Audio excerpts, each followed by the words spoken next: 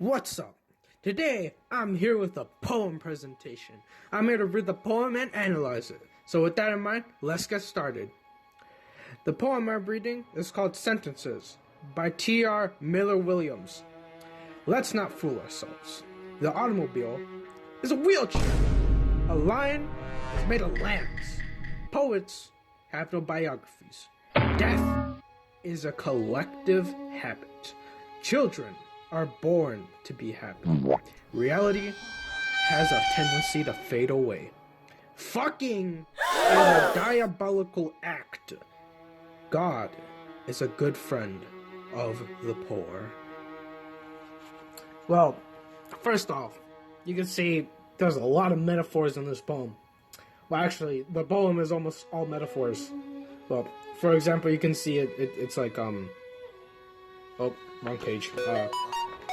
It says a lion is made of lambs. I guess that kind of is like a metaphor almost. And then it says fucking is a diabolical act. I mean, it's not really sex.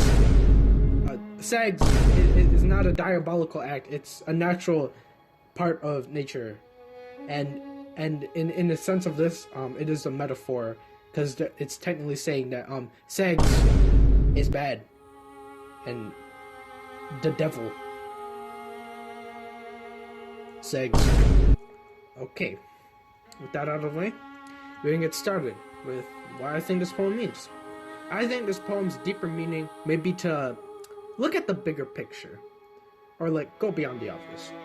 You can see this with some of the stuff it says, like the automobile is a wheelchair, or how a lion is made of lambs, as well as with God is a good friend of the poor. These things have literal meanings to them. For example, an automobile being a wheelchair is, well, yeah, an automobile really is just like a chair with wheels on it. And then a lion is made of lambs. A lion isn't actually made of lambs, but it eats the lambs in order to survive, meaning that a lion is literally fat with lambs, meaning it's like a lamb. I'm also pretty sure that sheep or lambs and lions don't live in the same place, so that one's a little weird, but whatevs.